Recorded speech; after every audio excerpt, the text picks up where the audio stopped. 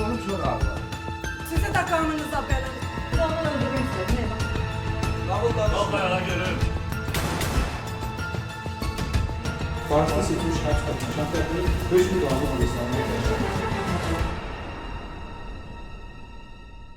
2025-ci il sentyabrın 5-də Biləcəri qəsəbəsində yaşayan vətəndaş Yusif Nuriyev 102 mərkəzinə zəng edərək qonşusu 1955-ci il təvəllüdlü Təravət Cəfərxanovanın bıçaqlanması barədə məlumat verib. Hadisə yerinə yollanan 6-cı polis bölməsinin əməkdaşlarına məlum olub ki, saat 11 radələrində qadının evinə gələn Elçin Vəliyev kəsici alətlə onun bədəninin müxtəlif nahiyələrinə 20-dən artıq zərbə indirib. Ağır cinayəti törədən şəxs həmin gün saxlanılaraq istintaqa təhvil verilib. 2025-ci il sentyabrın 5-i saat 10:49-da Biləcəri qəsəbəsində yaşayan Yusif Nuriyev 102 mərkəzinə zəng edərək qonşusu Təravət Cəfərxanovanın oğlu tərəfindən bıçaqlanması haqqında məlumat verib. Baxış keçirməsi protokolundan görünüb ki, hadisə Təbriz Burhani küçəsi ev 8 mənzil 7-nin qarşısında baş verib. Yerdə aşkar edilən qan ləkələrindən nümunələr, habelə dəstəyi qara rəngli bıçaq götürülüb. 6-cı polis bölməsinə könüllü gələn Elçin Vəliyev Təravət Cəfərxanovanı bıçaqla vurduğunu və onun ölüb-ölməməsindən məlumatı olmadığını bildirib. Anket məlumatlarına əsasən Elçin Vəliyev 1969-cu ildə Bakı şəhərində anadan olub. Abşeron rayonunun Xırdalan şəhərində yaşayıb. Yasamal rayon məhkəməsinin 2007-ci il tarixli hökmü ilə Cinayət Məcəlləsinin 263.1-ci yol hərəkəti və ya nəqliyyat vasitələrinin istismarı qaydalarının pozulması, ehtiyatsızlıqdan zərər çəkmiş şəxsin sağlamlığına ağır zərər vurulduqda və 307.1-ci ağır cinayətin hazırlanması barəsində xəbər vermə maddələri ilə 3 il müddətinə azadlığın məhdudlaşdırılması cəzasına məhkum olunub. Binəqədi rayon prokurorluğunda Cinayət Məcəlləsinin 29-120.1-ci qəsdən adam öldürməyə cəhd maddəsi ilə başlanılan cinayət işi oktyabrın 27-sində 120.1-ci qəsdən adam öldürmə maddəsinə tövsif edilib. Məhkəmə tibbi ekspertizasına rəyinə görə Təravət Cəfərxanovanın ölümünə ağciyərlərin travmatik pnevmoniyası nəticəsində kəskin tənəffüs çatışmazlığı səbəb olub. İstintaqla müəyyən edilib ki, Elçin Vəliyev əvvəllər qeyri-rəsmi yaşadığı Rəhimə Quliyevanın anası 1955-ci il təvəllüdlü Təravət Cəfərxanovadan 2025-ci ilin fevral-avqust ayları ərzində ümumilikdə 8700 manat məbləğində pul vəsaiti götürüb. Faizlə birlikdə qadına 13500 manat borcu yaranıb. Maddi imkanının pis olması ilə əlaqədar son aylar ödəniş edə bilməyib. Təravət Cəfərxanova sentyabrın 5-də səhər zəng edərək ondan pulunu qaytarmasını tələb edib. Bundan qəzəblənən Elçin Vəliyev borcunu qaytarmamaqdan ötürü qadını öldürmək qərarına gəlib. Saat 11 radələrində Biləcəri qəsəbəsinə çatan Elçin Vəliyev pulu qaytarması üçün möhlət istəsə də Təravət Cəfərxanova razı olmayıb. Gün ərzində borcunu qaytarmasa rüsva edəcəyini bildirib onu hədələyib. Cibindən çıxardığı bıçaqla Elçin Vəliyev yalvarışlarına məhəl qoymayıb, Təravət Cəfərxanovanın bədəninin müxtəlif nahiyələrinə ümumilikdə 23 dəfə zərbə vurub. Təcili tibbi yardım briqadası tərəfindən yaralanan qadın kliniki tibbi mərkəzə gətirilib. 6 gündən sonra isə oradan özəl klinikaya aparılıb. Oktyabrın 26-sında Təravət Cəfərxanova müalicə aldığı tibb müəssisəsində ölüb. Bu hərəkəti ilə Elçin Vəliyev zərər çəkmişi qəsdən həyatdan məhrum edib.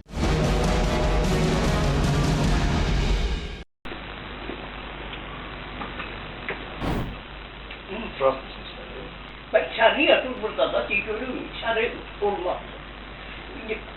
Kusurlu zaten utanmadan biraz da ziyan çıkıyor. Ha, de görür.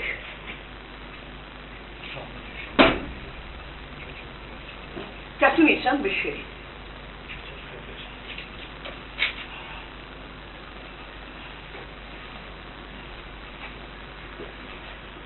Maşınla sana gidecek mi biraz su getir maşınsın. Olabilmez. Niye maşınsız gelsin? Ben maşının üstü, maşınsız gelmemişler, ne kadar gelmişler. Çünkü 3500 akşama bak olacağım daha. Ne sazdan inanmıyorum gel. Yok ben bilmiyorum. Getirmeyesen gelazım bak. 3500 pardon tapılır. Sen yine değilim. Banka sıkırsan da git bankın üstüne. Bankın üstüne dur. Sen bunu başa tutmuşsan, ben ne değil. Ben ne değil, bak. Benim evladım gibi olursun, evladım da olmuşsun. Ha? Sen kimle oluyorsun? Kimler orada, maksimallar? Kişilenmedi, nerede? Sokarım kitabı.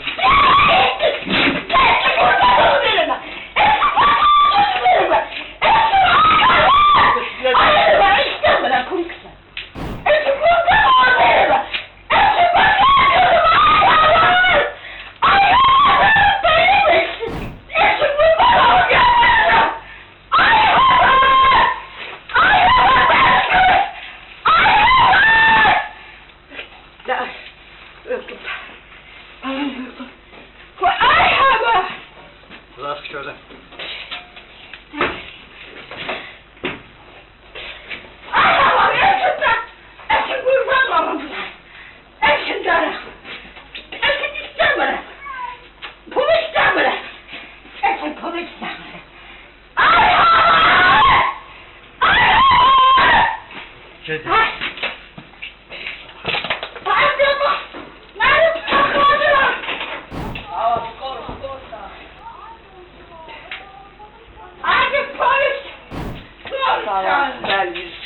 Zəhmət olmasa saxlanmağa kəndi baş verir.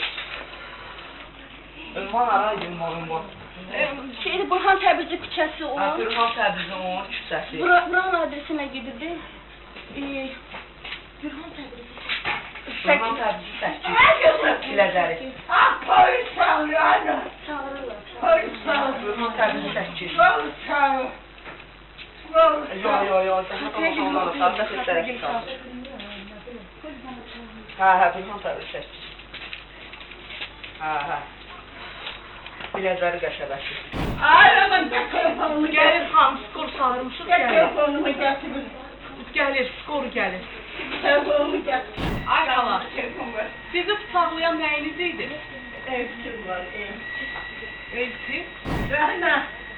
Evsim beni bıçakladı yeni yerden. Sporu çağırdı falan. Öldüğü çarptı. Ay Rahme sporu gelmiş. Tezgahıma sararım ben. Karınla vururlar. Bilmiyorum her yanımdan vurur. Skor çağırmışsınız. Yeriyemiyorum. Boğumu yok bir canımdan. Qoy bir dənə yığıram təzdən. Ha, növbətçidir.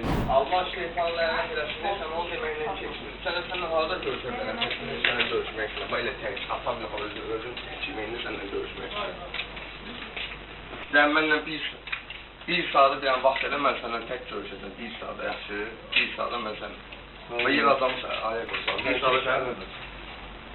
Kimsən bu evin yaşısan? Ha, nə olmuş? Mən dəyişmə aldım. Nə qədər şey? Kes bir yana qarışsan, bir yana kes. Zerbə kes, ya bir yana kes. Skor gəldi. Hardadır xəstə? Gəldi, kesin. Saxla da, ya. Hep zaten. Ne oldu grupta? O aparmışsınız da kaçtaxanaya. Aparın da, tərzə atın. Gəlin kömək edin. İcraatında Azərbaycan Respublikasının Cinayət Məcəlləsinin 29.120.1-ci maddəsi ilə istintaq olunur. 25.00.40.276 saylı cinayət işi üzrə təqsirlənən şəxs Elçin Vəliyev sizə ifadənin yerində yoxlanmasından əvvəl cinayət prosesi məcəllərinə nəzərdə tutulmuş hüquq və vəzifələriniz izah olunmuşdur. Həmin hüquq vəzifələr sizə aydındırmı? İndi sizə təklif olunur ki, hadisəni əyani şəkildə göstərəsiniz. Yəni hadisə necə baş verib, hansı ünvanda baş verib, harada baş verib.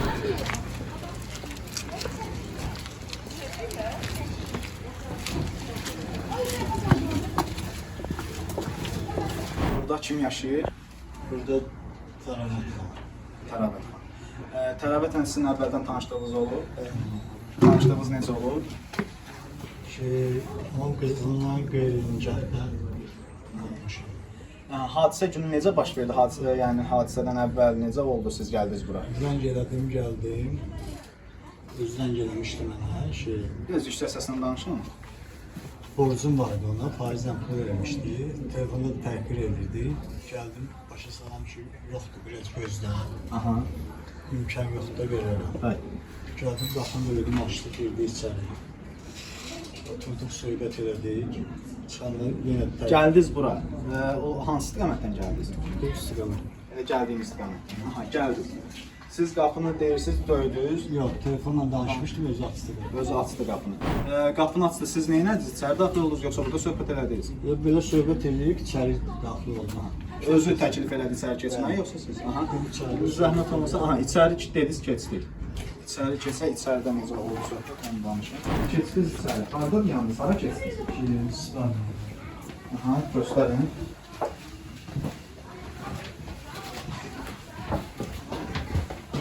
Mən buradan əyləşdim, Tərəvət xanım da oradan əyləşdi. Yatağın üzərində. Yatağın üzərində başladıq Qalxın söhbət. danışın. Söhbət edib, eləmək ki, Tərəvət xanım yoxdur da, indi bu faizlə yüklənirəm mən, imkan yoxdur da. Gözlə, indi imkan edib verəcəm də pula. Ona görə adamın ölüsünü, dirisini təhqir etmək olmaz. O nə söz deyirsən ki, ermənidən, siz görəcəklər ermənidən törəməzsiniz. Yenə şey elədilər, biraz söhbət elədik. Çıx get günə, yavaş-yavaş da çıxdı. Sizə təhqir elədi, dedi çıx get. Yenə təhqirini elədi ki, get günə. Aha. Siz nə elədiniz bəs? Eşinə, mən də çıxdım, yavaş-yavaş başladı yola salmağa. Yenə Burada olduğunuz müddətdə nəsə bir mübahisə aranızda dava-dalaş oldu, heç o sizə ya siz ona. Xeyr. Aha, dediniz çıxdıq çölə. Aha, davam edin. Çıxdıq çölə.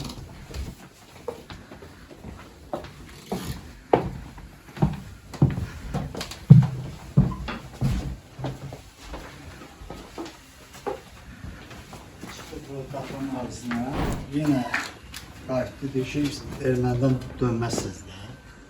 Siz. Deməli, Tərəvət xanım söz demədə, mən Azərbaycanlıyam, mən Türkəm, mən ermənidən dönmə deyiləm. Düz deyirəm, başladı təhqir edilməyə, necəsə Bıçaq deyirsiniz cibimdə olurdu. O bıçağı nə üçün gəzdirdiniz dediniz? dişin protezi olduğuna görə nəsə yeyəndə xırdaxlar kəsib yeyəndə. Bıçaq necə bıçağı yəni? Yəni cib bıçağı da, mətbəx bıçağı da. Mətbəx bıçağı. Mətbəx bıçağının üstündə gəzdirirsiniz. Balaca mətbəx bıçağı. Siz evdən çıxıb gələndə, yaşadığınız evdən çıxıb bura gələndə o bıçağı necə götürdünüz? Yəni hardan O götürdünüz? həmişə mənim üstümdə olurdu. Elə əvvəlcən üstünüzdə idi, onu götürdünüz Aslanın gəldiniz. cibində olurdu bıçaq. Bura ümumiyyətlə siz gələndə, yaşadığınız yerdən bura çıxıb gələndə sizin niyyətiniz nə idi? Niyyətim o idi ki, deyim ki, gözdə də yoxdur, təhqir eləmə məni, verəcəm də sizin pulunuz. Söyüb təhqir edəndə nəsə beynim çöndü, bilmirəm. Allah şeytanı lənət eləsin. Çıxartdım, vurdum Nə ilə vurdunuz? bıçağını. Ki, belə söz demədi, ağzı səsi kəskin, belə söz demədi, vurdum. Bir də risk qolumda qan görəndə ayılan kimi oldum. Və belə də itələdim, ya necəsə. Çıxdım buradan, getdim, burada bilirdim bölmə var. Getdim bölməyə təslim oldum. Neçə dəfə xəsarət yetirdiniz ona? Neçə dəfə zərbə vurdunuz bıçağı? Mən orada gedəndə 2-3 demişdim, bilmirdim, yadımda deyildi. Sonradan orada eşitdiyimə görə 14 dedilər ki, bıçaq vurdu. Orada gedəndə emin ki, bir nəfər vurmuşam, 200 bıçaq vurmuşam. Təslim olmağa gəlmişəm. Bəs cinayətin aləti olan bıçağı nə etdiniz? Bıçaq deyəsən elə bura tullandı. Yadımda deyil ki, hatırlamırsın. Aydın. Hadisə baş verən zaman evdə kimlər var idi? Ya ətrafda ümumiyyətlə tək ev olmasın, küçədə, hadisənin şahidi kimlər oldu? Mən belə gedəndə bir dənə qız belə gəlirdi. Deyəsən evə girdi, nə deyirsən? O hadisəni gördü yoxsa necə? Bilmirəm, görüb görmür. Siz gedəndə deyiniz ki, Hə, davamlı. Evdə kimsə var idi amma var? Yox, heç kim yox. Siz ona bıçaqla zərbələr vuran zaman o sizə yalvarırdı, aman deyirdimi? O inansa eşitmir bu momenti. Bəs nəsə deyəlim ki, deyirdi şey, özümdə olmamışam. O yadımda deyil mən. Siz əlavə də sual verim. Siz ona bıçaqla zərbələr endirən zaman niyyətiniz nə idi? O söyüşə görə ağzını kəs. Nə bilim, özümdə olmamışam da. Məhkəmə iclasında Elçin Vəliyev ittiham üzrə özünü qismən təqsirli bilib. Çəkiliş aparılacağı təqdirdə ifadə verməyəcəyini bildirib. Təravətin qızı Rəhimə ilə əvvəllər qeyri-rəsmi münasibətdə olub. Qız övladları dünyaya gəlib. Axırıncı dəfə Təravətdən 7400 manat borc pul alıb. Aldığı məbləğdən əlavə 1400 manat ödəməli idi. son aylar işlərində problem yarandığından borcunu qaytara bilməyib. Təravət Cəfərxanova zəng edəndə ona söyüşlə danışmamasını və pulu ödəyəcəyini deyib. Sentyabrın 4-də qadın yenə zəng edərək onu rüsva edib polisə verəcəyini bildirib. Səhərsi günə evinə gedərək ondan möhlət istəyib. Söhbət zamanı nalayiq ifadələrə dözmədiyi üçün qadını bıçaqlayıb. Zərər çəkmiş şəxsin hüquqi varisi Habil Quliyev ifadəsində göstərib ki, Elçin Vəliyev narkotik və psixotrop maddələr qəbul edib. Anası son 5 ildir ki, artıq heç kimə faizə borc pul verməyib. Elçinin söylədikləri yalandır. O hadisə günü öldürmə məqsədi ilə anasının evinə gəlib. Təqsirləndirilən şəxsə ən ağır cəza verilməsini xahiş edib. Qeyd edib ki, yaxın adamları cəza çəkmə müəssisəsində ona hər şeyi başa salacaqlar. Şahid Aytac Vəliyeva bildirib ki, nənəsi hadisə gününə qədər sələmçiliklə məşğul olub. İbtidai istintaq zamanı atasının borcunu qaytarmamaq məqsədi ilə nənəsini bıçaqladığını fikirləşirdi. Hazırda isə belə düşünmür. Sentyabrın 4-də nənəsi ona zəng edərək atasına səhərə kimi vaxt verdiyini, borcunu qaytarmayacağı halda sabah vəkil və anası Rəhimə ilə birlikdə polis idarəsinə gedib şikayət ərizəsi yazacağını bildirib. Bu şəxsiyyətlə bağlı məsələlər. Ümumiyyətlə bu zalda nə çəkilibsə o qeydə alınır da, başqa əlavə. Aydın məsələdir ki, məhkəmə araşdırması. Vəliyeviç, sizin üzünüz görsənməmək şərti ilə çəkilişə etirazınız yoxdur? Yox, çəkiliş olmaz. Olmasını istəyirsiniz. Yaxşı, istəmirlər mən. Heç şahidin ifadəsini çəkilir. Bir dənə şahidin ifadəsini çəksinlər bir nəfəri. Xeyli şahid də istəmirdi, yəni. Şahid. Yox, sizi çəkmirlər. Siz görsənmirsiniz ümumiyyətlə. Yox, çəkiliş istəmirdi. Dövlət ittihamçısı təqsirləndirilən şəxsə 19 il cəza təyin edilməsini istəyib. Məhkəmə qənaətə gəlib ki, Elçin Vəliyevin əməlində tamah niyyəti olmadığından ona elan edilmiş ittihamdan Cinayət Məcəlləsinin 120.2.5-ci maddəsi xaric edilməlidir. O Cinayət Məcəlləsinin 120.2.4-cü xüsusi amansızlıqla qəsdən adam öldürmə maddəsi ilə təqsirli bilinməli və həmin maddənin sanksiyası həddində qanunla müəyyən edilmiş qaydada cəzalandırılmalıdır. 2026-cı il fevralın 23-də Bakı Ağır Cinayətlər Məhkəməsinin hökmü ilə cəzasını ciddi rejimli cəza çəkmə müəssisəsində çəkməklə Elçin Vəliyev 17 il müddətinə azadlıqdan məhrum olunub.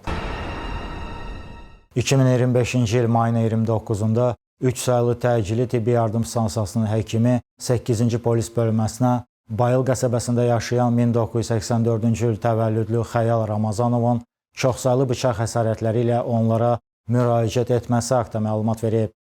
Araşdırma zamanı məlum olub ki, Zülfiyə Ramazanova ilə yaxın münasibətdə olan 27 yaşlı Kənan Məmmədzadə səhər saat 9 radələrində onun yaşadığı ünvana gəlib və mübahisə zamanı ərini öldürməyə cəhd edib. 29 may 2025-ci il tarixli baxış keçirilməsi protokolundan görünüb ki, hadisə Gülbala Əliyev küçəsi 37 ünvanında baş verib. Qonaq otağında yerdə üzərində qan izləri olan kəsici alət aşkar edilib. Kliniki tibbi mərkəzə çoxsaylı bıçaq yaraları ilə çatdırılan 1984-cü il təvəllüdlü Xəyal Ramazanovun həyatı xilas olunub. Sabah rayon polis idarəsinin istintaq şöbəsində başlanılan cinayət işi istintaqın davam etdirilməsindən ötürü rayon prokurorluğuna göndərilib. Kənan Məmmədzadə 1998-ci ildə Bərdə rayonunda anadan olub. Bakı şəhəri Yasamal rayon məhkəməsinin 2025-ci il tarixli hökmü ilə Cinayət Məcəlləsinin 177-ci oğurluq maddəsi ilə 1 il 11 ay müddətinə azadlığın məhdudlaşdırılması cəzasına məhkum olunub. İstintaqla müəyyən edilib ki, Kənan Məmmədzadə sevgi münasibətində olduğu 1997-ci il təvəllüdlü Zülfiyə Ramazanovanın əri Xəyal Ramazanov tərəfindən təhqir edildiyini bilib, onu öldürmək qərarına gəlib. Niyyətini həyata keçirməkdən ötürü mağazadan dəftərxana bıçağı alıb. Mayın 29-u səhər saat 8:15-də Ramazanovların yaşadıkları evə gələrək qapının açıq olmasına istifadə edib içəri daxil olub və arxadan Xəyal Ramazanova yaxınlaşıb. Azyaşlı övladlarının gözləri qarşısında başına və boğazına 8 dəfə zərbə vurub. Xəyal Ramazanovun aktiv müqavimət göstərməsi və arvadının ona mane olması, habelə zərər çəkmişin vaxtında xəstəxanaya çatdırılaraq göstərilmiş tibbi yardım nəticəsində həyatı xilas edildiyindən Kənan Məmmədzadə qəsdən öldürməyə yönəlmiş cinayət əməlini iradəsindən asılı olmayan səbəbdən başa çatdıra bilməyib.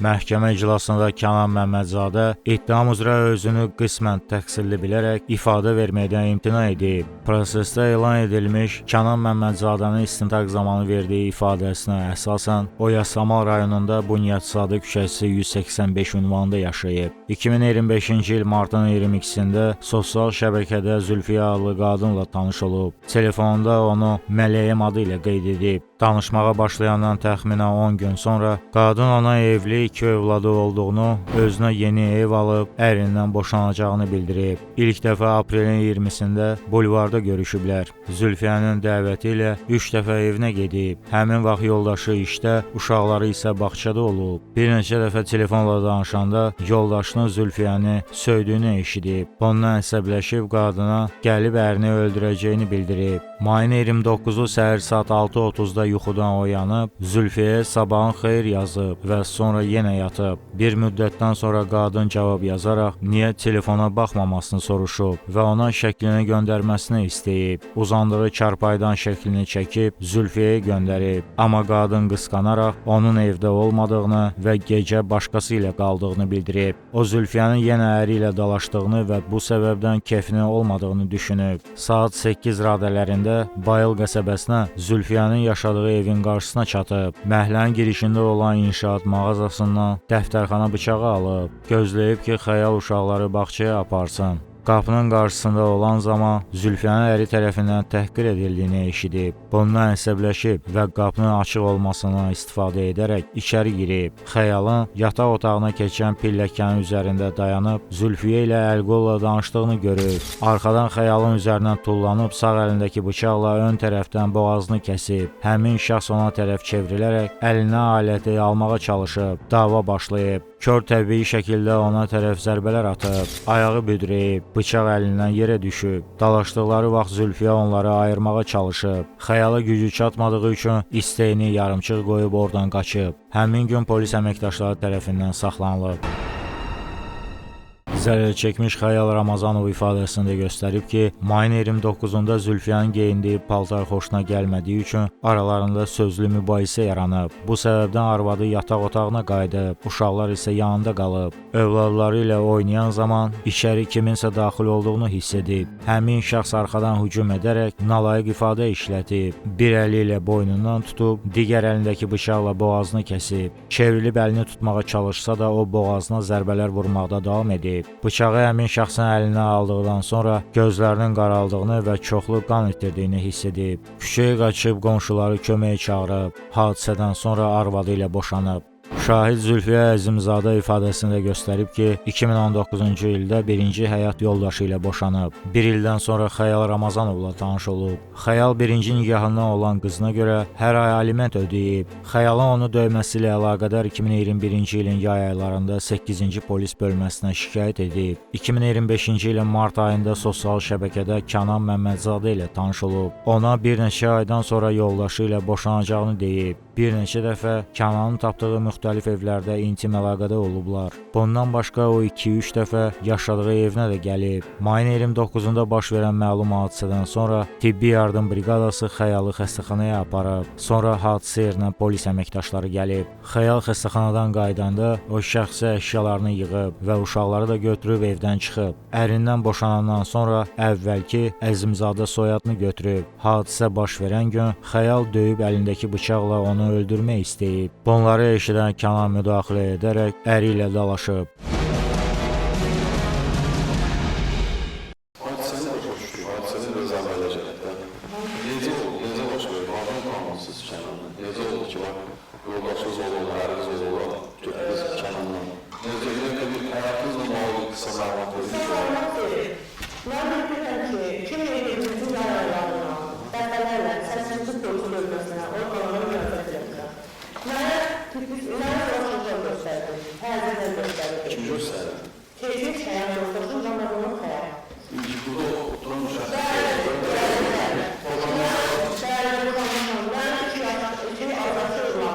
Onlara